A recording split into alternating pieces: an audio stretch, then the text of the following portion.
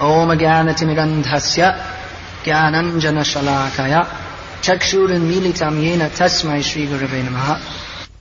Bhagavatam, Canto 1, Chapter 7, Texts 15 and 16, translation by Grace A.C. Bhakti-Vedanta Swami Prabhupada. Well, the last class I gave was in Bombay 2 days ago. Right behind me there is a sound of cut, cut, cut from cutting flowers. And I noted how Prabhupada, he didn't like vegetables being cut in class. He didn't like the disturbance of the noise, and he didn't like that devotees should not be concentrating on hearing. They should be doing something else. So you can do whatever you like, but personally I prefer that cut, cut, cut doesn't go on through the class. So only 16, verse number 16 is written on the board, therefore I'll read verse number 15, and then we'll get into responsive chanting of text number 16. This response from Arjuna is typical, as might be expected from a Kshatriya. Arjuna is a pure devotee of Krishna. Sarvopadi vinirmuktam tatparatvena nirmalam hrishikena hrishikesha sevanam bhakti ruchyate. Bhakti, this particular definition of bhakti, commonly quoted, begins by stating that one who is in pure devotional service is beyond all their mundane designations. Nevertheless, pure devotees of the world, when they come in this world, they play particular roles in this world that are apposite to this world. Apposite, or appropriate, that's the right word. Even the Supreme Lord himself, Krishna, plays first of all like a Vaishya's son, and then like a Kshatriya's son, and he plays that role exactly. So when a great wrong was done to Arjuna's wife and to himself, he immediately vowed terrible revenge.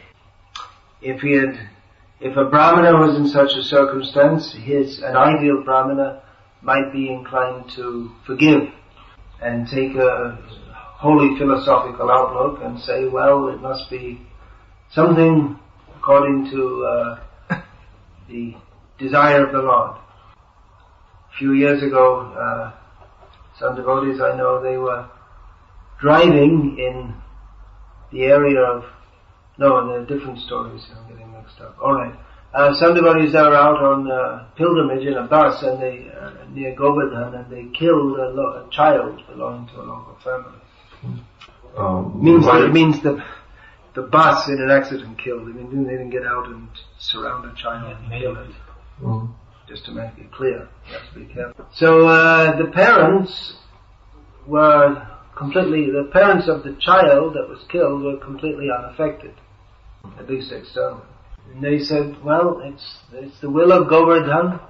Govardhan gave us this child, now he has taken him away. So there's no, they weren't angry, or they didn't burn the bus down as might have been expected. It's a normal thing that would be done in India. A Vaishya, or in such a circumstance, if they were wrong like this, they would appeal to the king to protect them, or for the king to take revenge. But Arjuna, being in the role of a king himself, vowed terrible revenge against Ashvatthama. Now, there is a dilemma here. We'll find, especially in Mahabharata, it's full of various Dharma sankat. It means dilemmas concerning Dharma. Because Dharma means, what Dharma means is a very big topic and often difficult to define, but basically we can say Dharma means the laws of the universe. And everyone is enjoined to act according to the Dharma. And the laws are given in the Dharma Shastras, and therefore one should act according to the Dharma Shastras and not go against them. However, sometimes there is this dilemma, Dharma sankat, in which one law, by acting in a certain way, one will act according to one law but break another one. and so you're not sure what to do. So what is the dharma sankat or dilemma in this situation? Who can say? Brahmin should not be killed. Brahmin should not be killed, okay, but that's only one statement. To have a dilemma, you have to have, or a paradox, you have to have two statements, which are... Ashvatthama Brahman по рождению, но... Yeah, Ashvatthama was a Brahmin, alright. Arjuna говорит, что он его убьет. And Arjuna says that he would kill him. Alright, yeah. And, well, as stated in the purport, and okay, you can translate that. As stated in the purport, an aggressor, certain types of aggressors are to be killed. So, Ashvatthama falls into the category of one who was attacked with deadly weapons. And specifically, he killed the sons of Draupadi when they were sleeping, which is completely against the rules of Dharma. To do such a thing. I mean, even recently, in all over the world, there were accepted norms of fighting. There was a time, not so long ago, when soldiers didn't charge into villages and kill every woman and child. They'd only fight, men would fight men, and in a certain area, and they wouldn't attack villages or any such thing. In the present Kali Yuga, the idea of laying waste to villages of people who are not directly concerned with the fighting, this will be a good one for all those who hate America. It was introduced in the American Civil War. Laying waste means? Laying waste means? Laying waste means to destroy it. And nowadays it's just considered normal just like Hiroshima and Nagasaki, you just bomb a whole bunch of people who are not directly involved in the fighting, and that's considered part of warfare. And nowadays we have the scepter of terrorism, which is well known all over the world. Scepter? It means like a ghost or you don't see it, but all of a sudden it attacks you. You don't know where it comes from. But until recently there were rules of fighting that even in the Western world, you didn't attack someone who was sleeping. If someone surrendered, you had to protect them. You didn't kill them. All these things gradually faded out with mechanized warfare. Anyway, Ashvatthama is an aggressor, and he is clearly, according to the rules of Dharma, not only is it allowed to kill him, but he actually should be killed. Not to kill him would be against the laws of Dharma. On the other hand, he is a Brahmin of sorts. Do you know what that means, of sorts? Kind of. Yeah. Just like his father was a Brahmin of sorts. Of course, there's a great difference between the father of Ashvatthama, who's called... Okay, very good. And Ashvatthama. The difference is that Dronacharya was actually a very principled and high-minded person, whereas Ashvatthama is... his only claim to be a Brahmin is that he's the son of Dronacharya. But neither in his activities and definitely not in his principles is he anything like a Brahmana. Nevertheless, there are very stringent warnings against acting in any way against Brahmanas, even speaking rudely to them, what to speak of killing them. And it's very clear that at the time of the Kurukshetra war, caste was defined by birth. We'll find it definitely throughout the whole history of the Pandavas. I mean, none of us would be accepted as Brahmins. In fact, even until recently, when Srila Prabhupada came with his followers from the Western countries to India, then no one accepted no one would accept them as Brahmanas. Some accepted them as Vaishnavas, but socially they didn't consider them Brahmana.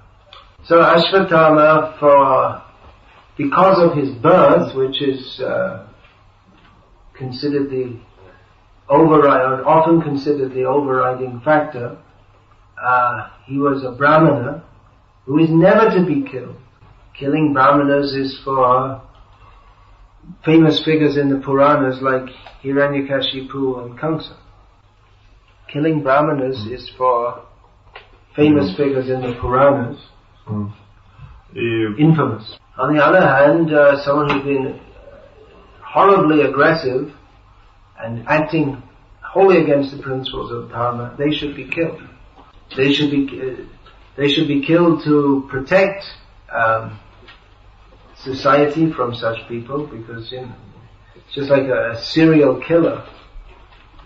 He has to be apprehended. He's a danger to human. His freedom should be curtailed. He shouldn't be free to go on killing people. And he should be killed for his own sake, otherwise he'll have to suffer. By being killed in a dharmic manner, he is freed from the reactions of his sins, whereas if he's not killed, then he'll have to suffer terribly for those sins after his death. In the modern age, in the hyper-liberal outlook being vigorously promoted all over the world by the dying Western civilization, that's the first part of the sentence. There's a very strong move to ban capital punishment all over the world. This is based on ignorance, because they think that, well, you only live once, so if you kill someone, well, that's too much. That's too much punishment for anything. But they don't know the laws of karma, that you have to suffer more. Someone who's sinned grievously, such as a murderer, they have to suffer more by not being subjected to capital punishment. They have to suffer more in future life. And also such a grave punishment, well, it gives a warning to others who might be take advantage of such a liberal atmosphere. Just like in Russia in the early 1980s, when the oppressive political system broke down, then immediately just like we're talking about the bugs coming out of the cracks, all the criminals and the mafia got busy. It wasn't the early 90s, it was like the late 1980s. So the pre-perestroika Russia was too oppressive. They suppressed everything, pretty much. But then the post-perestroika, it's too liberal, because the criminals, they can move very freely. So you may think, well, why am I talking in this class about all these things? Why am I not talking about Krishna dancing with the gopis? Well, Srila Prabhupada himself spoke very much on social issues, because he saw the world as a mess, and he wanted to give guidance to the world to put it back in order. And actually, Srila Prabhupada, he spoke more, far more, like 99% to 1%, practically you can say, about what is needed for reforming human society by Krishna consciousness, rather than just talking all kinds of pastimes and this and that for with which, Srila Prabhupada was a very practical acharya. He had practical plans to apply the principles of Shastra to human society. So anyway, at the present time, there's so much discussions about freedom and human rights, and the United Nations has listed several principles of human rights which they consider axiomatic, which are derived from the principles that became prominent in the time of the French Revolution and then the American Revolution. Yeah. Was it Jefferson made the Constitution, and he said we consider these principles, inviolable or something like this. They're just axiomatic. With the idea that all human beings are equal, and that they all should have equal human rights. And communism was based on the same idea. And theoretically, capitalism, although it doesn't have a fixed philosophy, or consumerism, it's all based on the same idea. Everyone has the same right to get in there and work hard and make lots of money and spend it. And if you're stupid or you don't work hard, then you're exploited. So Srila Prabhupada, when he was referred to human rights, he would usually say, well, why only the humans? What about the animals? They're talking so much about human rights, but they're torturing and killing literally millions of animals every day. Another angle is that it's actually nonsense to say that all human beings are equal when no two human beings are equal in any way whatsoever. Now there's going to be the Olympic Games. Well, if everyone was equal, there'd be no Olympic Games. And someone runs faster than someone else and gets the gold medal, and they say, hey, that's a violation of human rights. You can't be better than him. But based on this, of course, this is all very controversial topics because it's considered like to say that all living beings are not equal. It's people think you're becoming like Hitler or something like that. But practically speaking, we do see that some races are more in general, the members of certain races are more intelligent than others, although I could probably be put in prison in America for saying that. Really. Why were the Jews hated all over Europe? And equal rights for Russia. Russia wasn't behind in this regard whatsoever. Because they were downside more, together and intelligent than the other people, and they managed to control to a large extent the economy. They were good at making money. They were intelligent. Were and are. Zionism. By the way, this is not a Jewish nose. It might look like one, but I'm trying to speak in a philosophical, neutral manner here. I'm not flying the Zionist flag. The 5, what is it? The 5... 6. Is it 5? 6. 6, okay. 6-pointed style.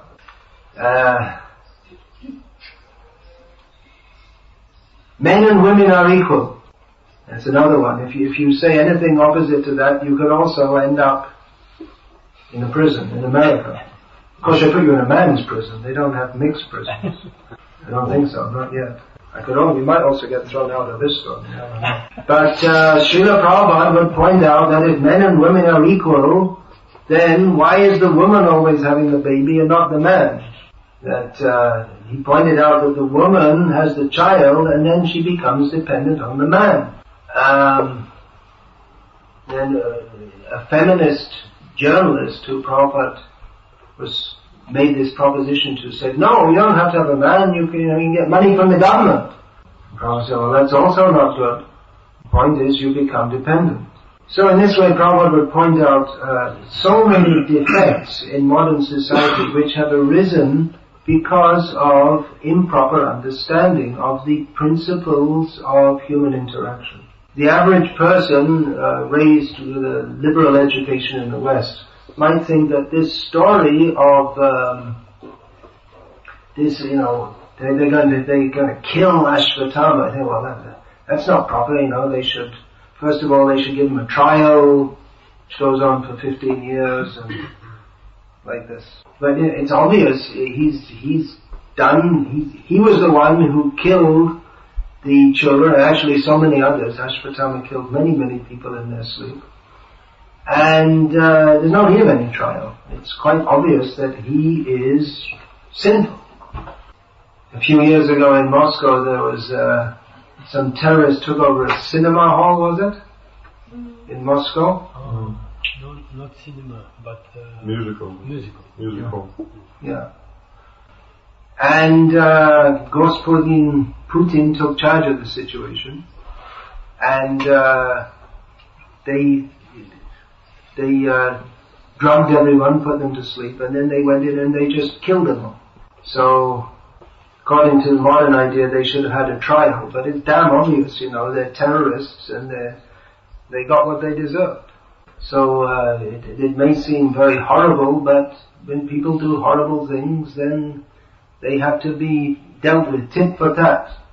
Srila Prabhupada noted that in Kashmir and up until recent times, the crime rate was practically zero, because the king, he acted according to Vedic principles, and then he was caught stealing, then they'd chop off their hands, and then it would be pretty difficult to steal after that, and others also they wouldn't be very enthusiastic for stealing.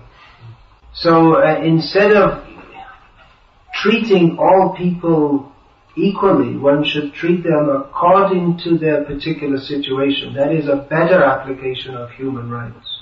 Another thing all over the world they have nowadays is that children must all go to school and study. Prabhupada wasn't for this. Wasn't for this? No. He was, what's the point of sending people to study all these things when they just got to do some unskilled job? No point.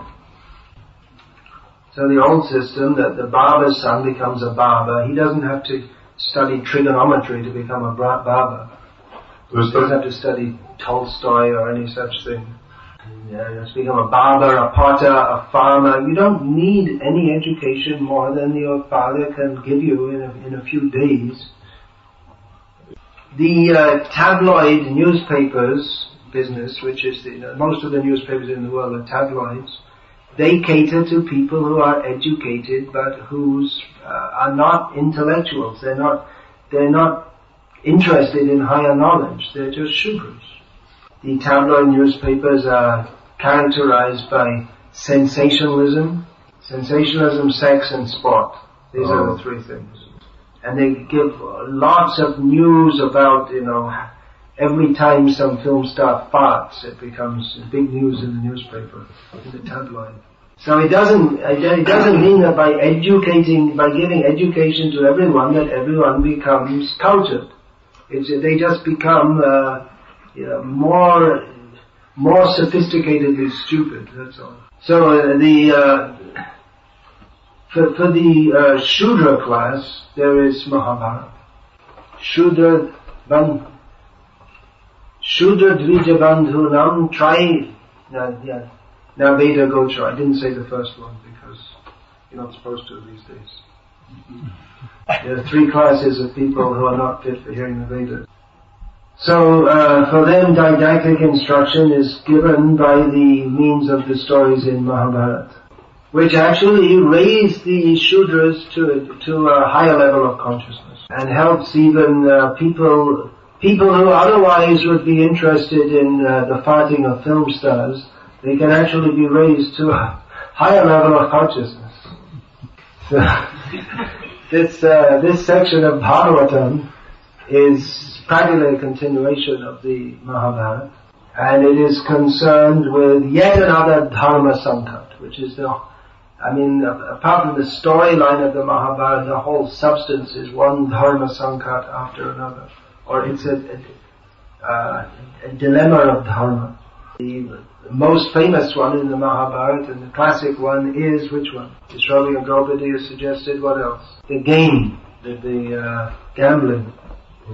Well, I was going to say it. Translate that. Well, I was going to say it's Arjuna's dilemma on which basis the Bhagavad-gita was spoken, whether or not to fight. Here we have again, after the battle, Krishna, Arjuna, and the subject matter of fighting. And this time Arjuna, he didn't wait for it. He didn't have any doubt. He said, I'm going to get there, I'm going to get that Ashvatthama, I'm going to give you a gift, he said to Draupadi, of Ashvatthama's head. And, but later, Yudhishthira and Draupadi, they weren't so.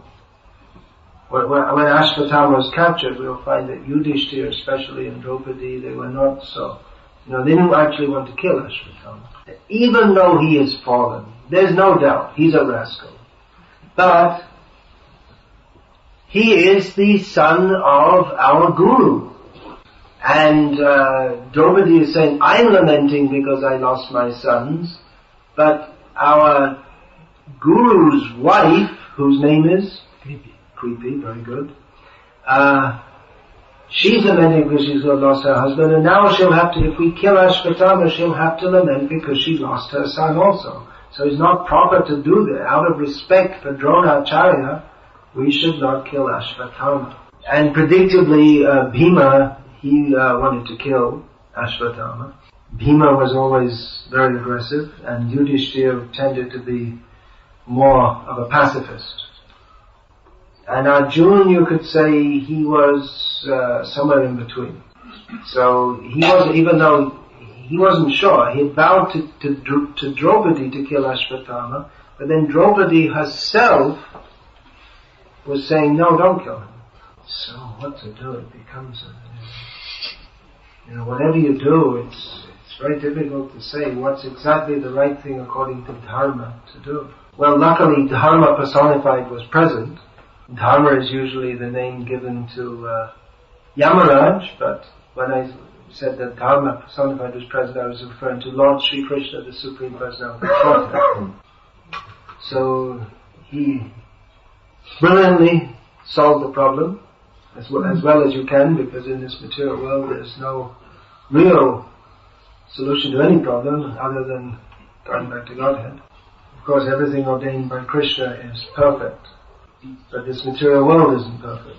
So you might say, well, the Varnashram system is perfect because it's given by Krishna.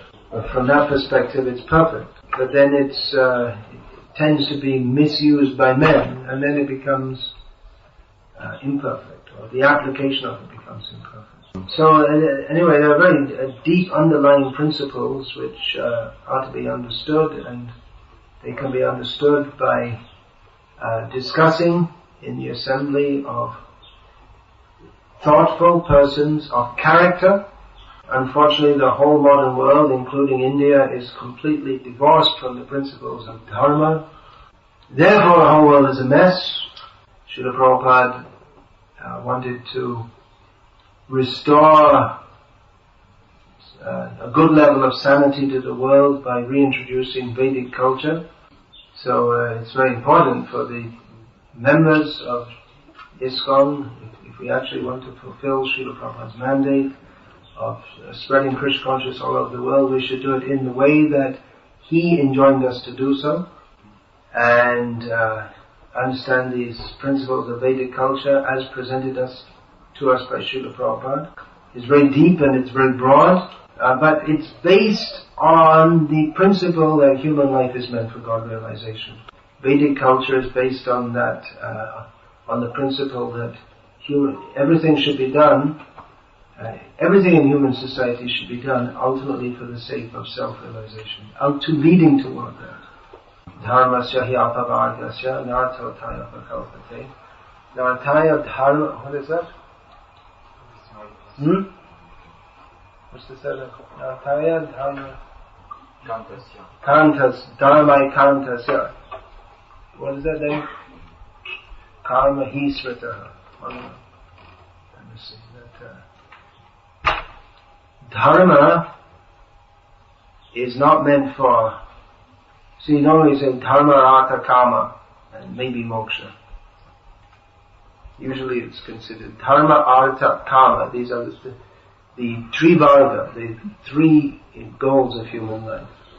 Dharma, or living a righteous life, is meant so that we can live in this world and enjoy it in a good way. That's the general misunderstanding, which is systematically propagated by the Mimamsakas.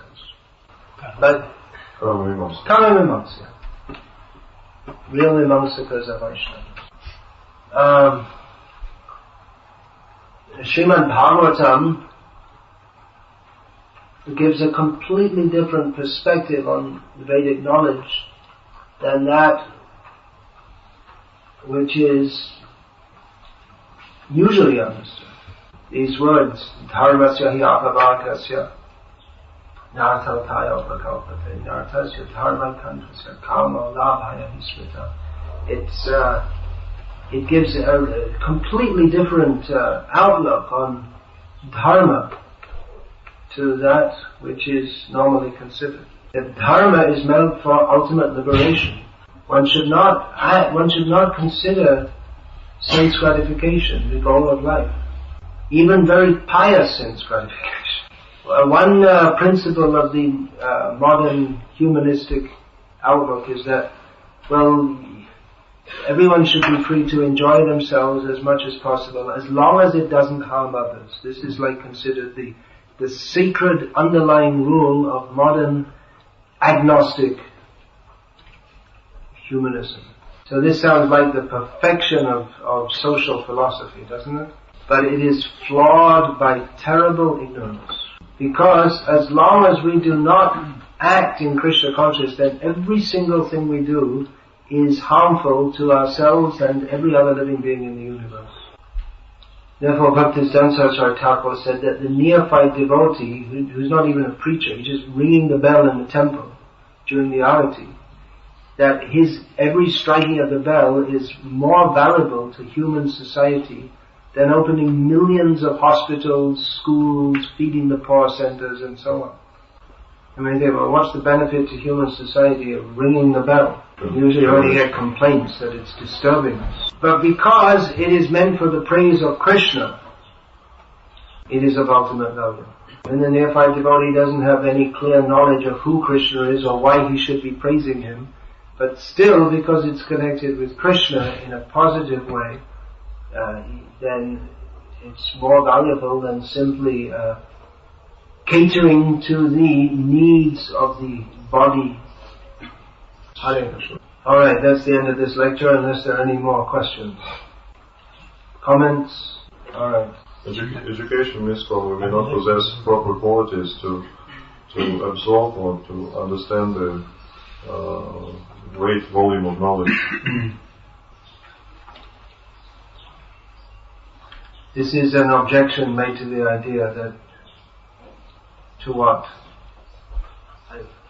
What's this in? Attend the classes.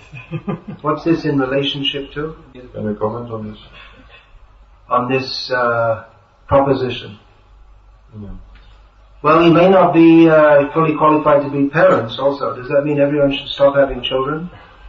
The child does something wrong and the parent says, don't do that. Now, should you say that the parent has to be completely faultless and never makes any fault in his life before he can tell his child what is right and what is wrong? Is this a very wise proposition?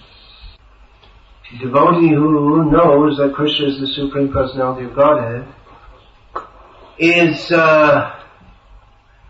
far more...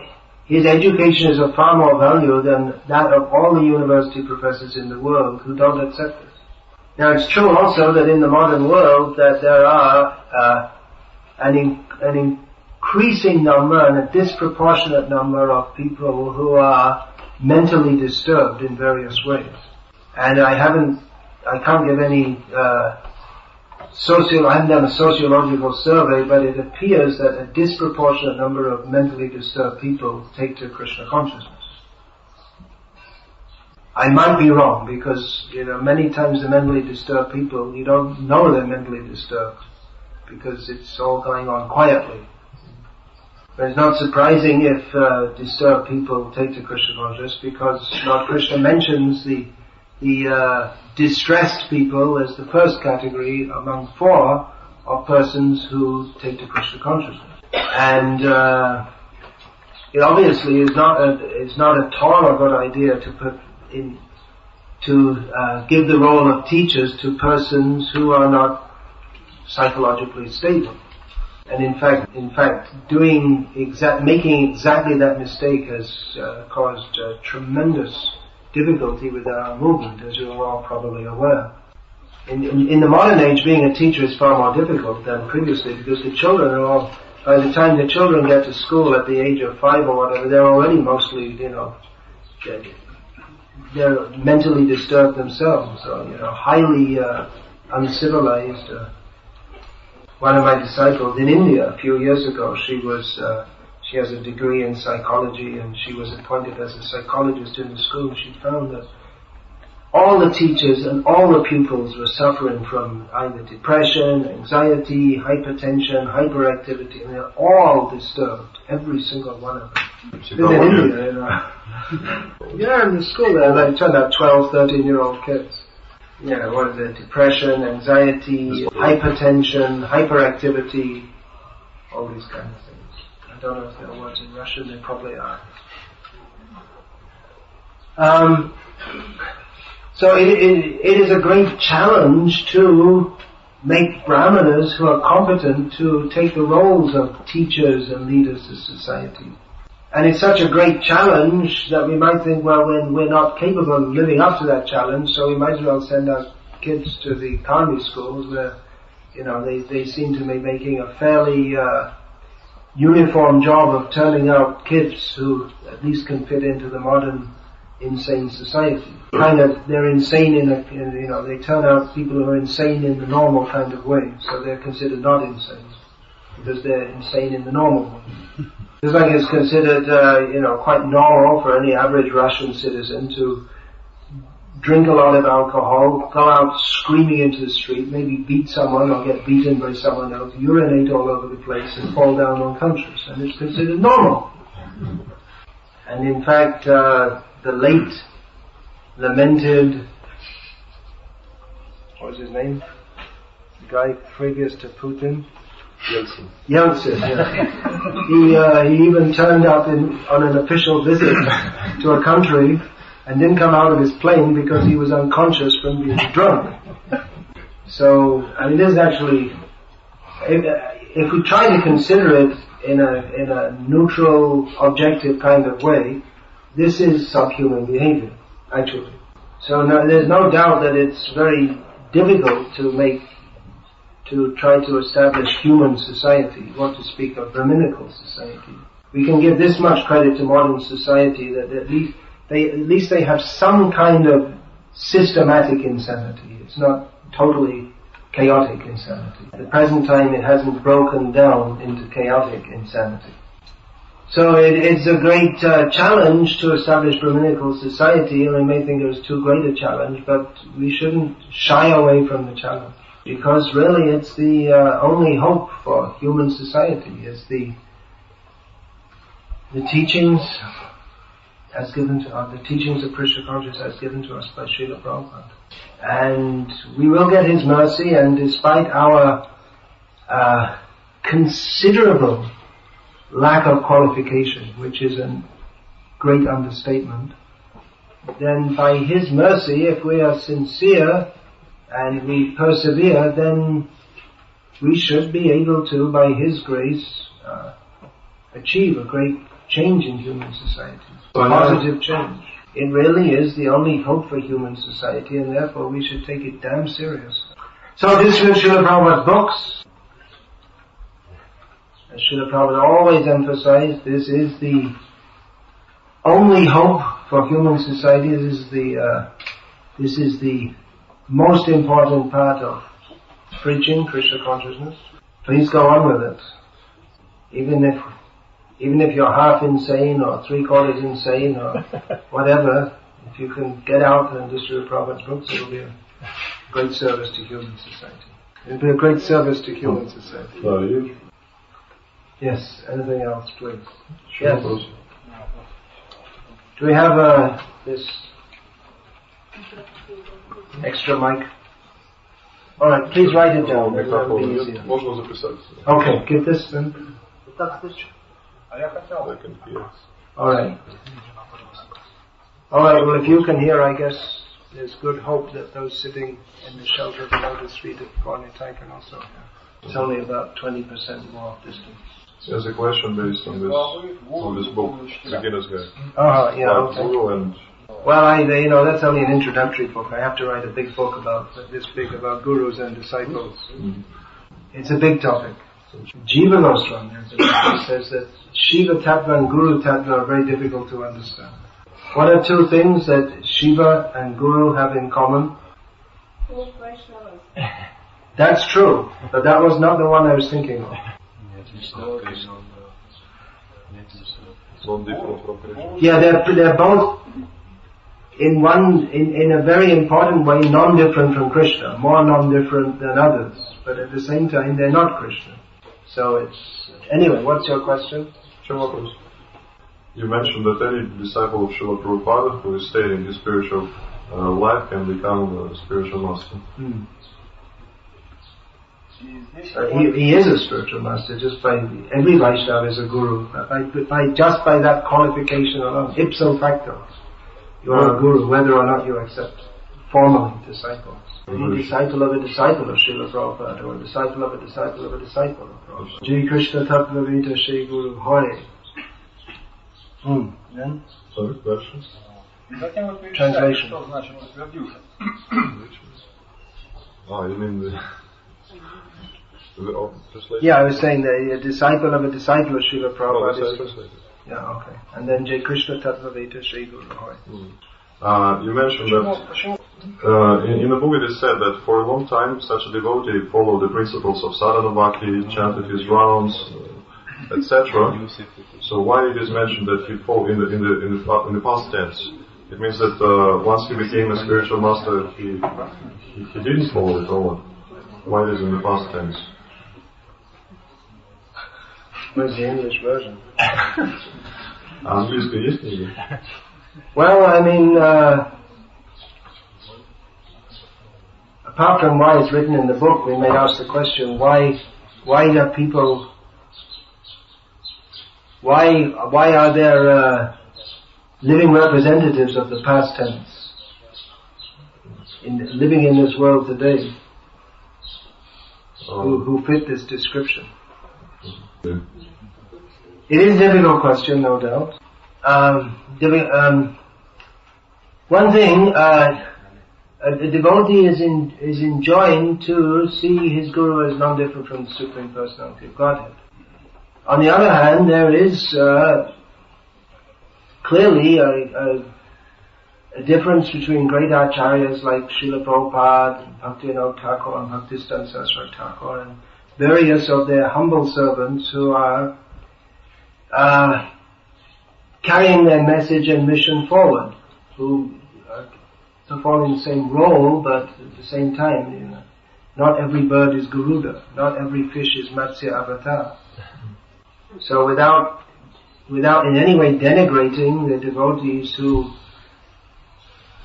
are performing the service within this difficult material world of instructing and guiding others according to Vaishnava principles, at the same time we should understand that some devotees are special representatives of Krishna, come from the spiritual world, and not everyone's on that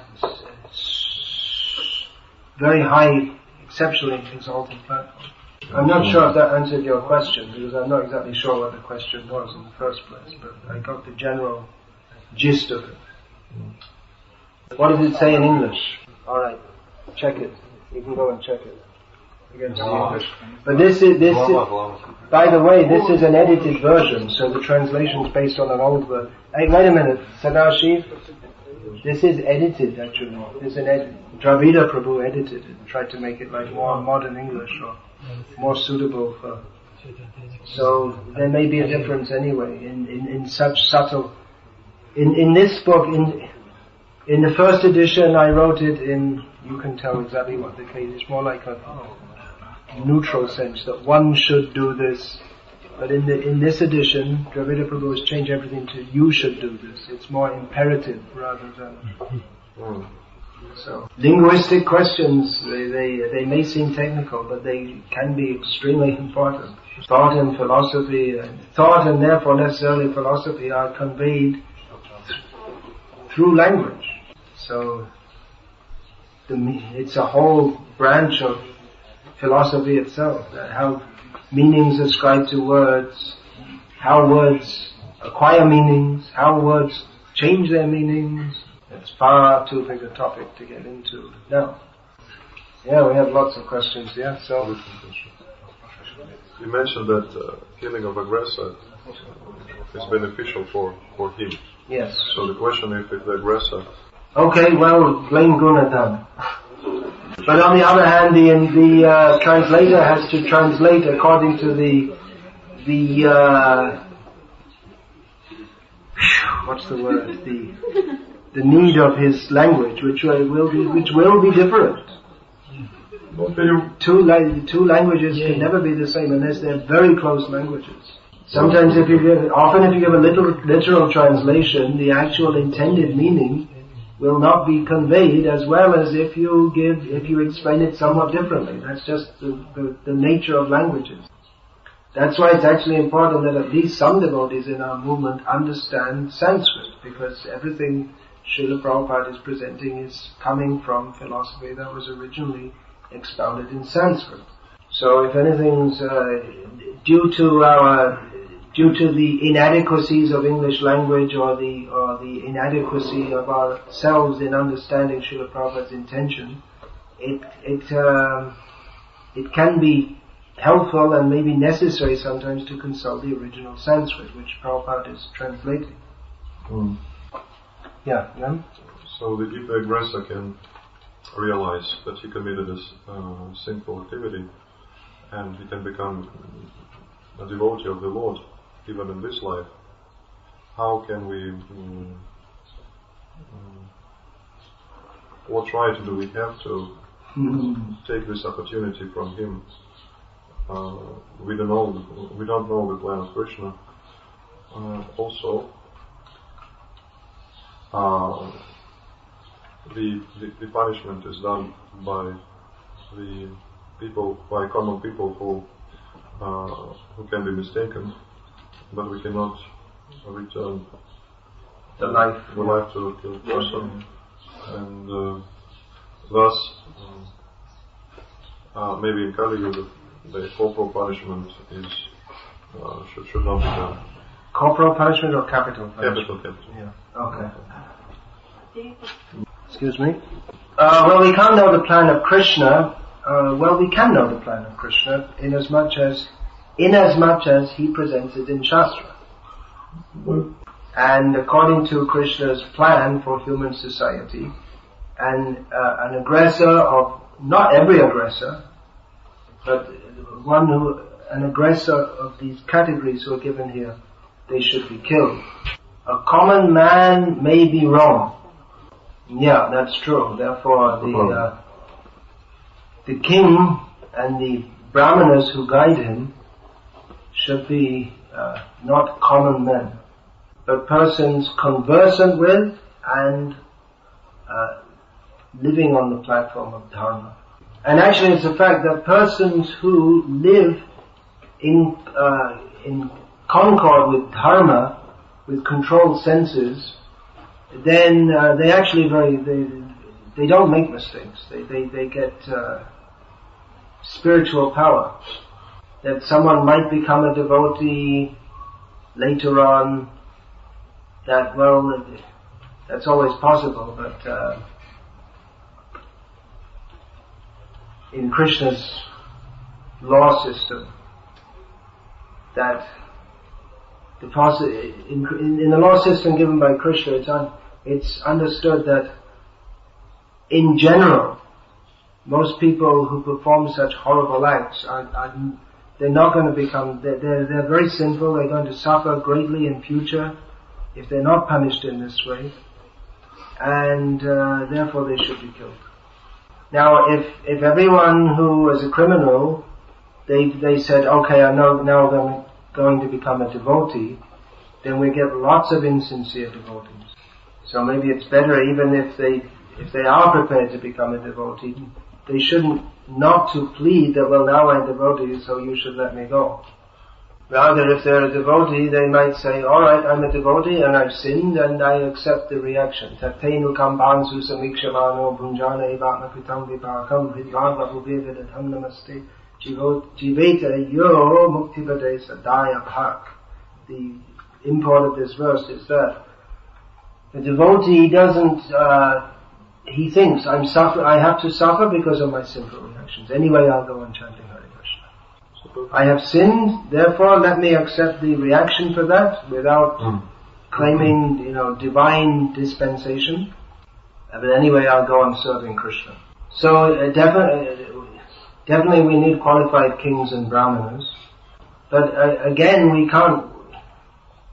On one hand, we don't want like highly mentally disturbed people in charge of countries, as was the case in the 1970s with Idi Amin in Uganda.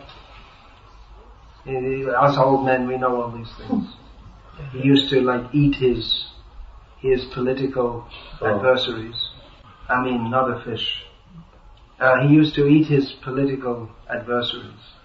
That was, after he'd killed them. He didn't eat them alive. So, of course, the way he killed them wasn't the most pleasant also. But on the other hand, we can't throw out all the principles of human governance because we can say, well, no one's qualified to govern, therefore no one should be any governor. No one's qualified to be parents, therefore no one should have children. No one's qualified to chant Hare Krishna, so we should all go to hell. No one's qualified to understand Prabhupada's books, so we should stop book distribution. None of these arguments are acceptable. Many of the things that Srila Prabhupada promoted for human society, in fact practically everything, goes against the outlook and the sensibilities of modern man. These books are revolutionary in the dictionary sense. They recommend a total reconstruction of human society based on completely different principles to any communism, capitalism, fascism, whatever kind of systems may be going on all over the world. Completely different outlook. Anyway, if Krishna allows me, I very much want to write books systematically explaining all these points. Just like I made this beginner's guide to Krishna consciousness, it's just things that Prabhupada taught us, but put them all in one place. Brahmacharya and Krishna consciousness, it's all things that Prabhupada taught us, but put it all together systematically. And this is required. Prabhupada's books, they're like there's so much valuable things for human society, and Prabhupada wanted his disciples to write more books, and so if you all bless me, and if I stop running around all over the world, I could sit down more and write about these things. It's much easier to speak than write.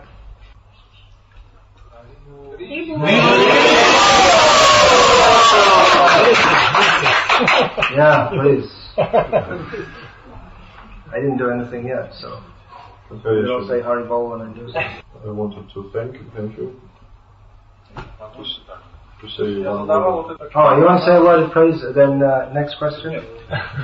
Actually, this book helped me a lot in my spiritual life, but I just had one doubt. So now this doubt was dissipated. So I'm very thankful for it. You did it very quickly. So I'm very thankful to you for the book and everything. Hare Krishna. Now, I actually have many, many important books to write. Like everyone else, I'm getting older every moment. Once you hit 50, then you become more aware of the tick, tick, tick, tick, tick. My life is going away. My great friend Suhotra Swami, the last book that he wrote, I told him I very much appreciated that book. And he told me, well, actually the real books that I want to write, I haven't written them yet. And then he's gone. And he didn't write the books which he wanted to write. So Krishna had some other plan. So I also thought, I didn't write the books I want to write either. Tick, tick, tick, tick, tick, tick, tick. Ayo harati vaipum sanudyam astan chayana sota jate yakshano nita uttama shloka vartaya. What's the translation of this verse? Tick, tick. Except for those who engage in uttama shloka varta, discussion of Krishna, who is described in the best verses. So, yeah, time is going away.